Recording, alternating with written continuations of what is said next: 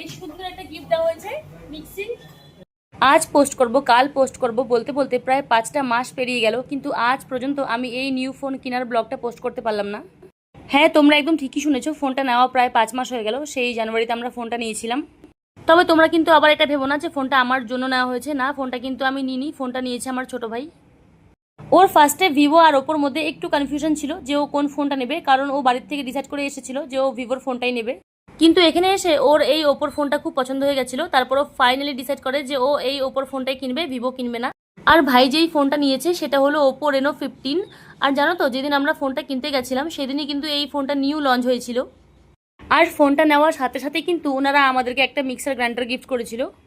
এবার যদি এই ওপো Reno 15 ফোনটার ব্যাপারে তোমাদের কিছু বলি, তো ফোনটা দেখতে খুবই সুন্দর আর ফোনের ক্যামেরা কোয়ালিটি ভীষণ ভালো। এছাড়া এই ফোনের এআই ফাংশন বা আরও অন্যান্য যেগুলো ফিচার আছে সবগুলোই কিন্তু ভীষণ ভালো। আর এদিকে গিফট পেয়ে তো আমি খুবই খুশি। গিফট পেতে কার না ভালো লাগে বলো, গিফট পেতে কিন্তু সবারই ভালো লাগে। এরপর ভাই আমাকে বললো, চল দিদি তুই আজকে কি খাবি, তোকে আজকে সেটাই খাওয়াবো। ও নাকি ওর ফোন কেনার খুশিতে আজকে আমাদেরকে ট্রিট দিবে। তাই আর বেশি দেরি না করে আমরা তিনজনই চলে গেলাম ডাবগ্রামের একটা মোমোর দোকানে, কারণ আমরা তিনজনই হলাম মোমো পাগল।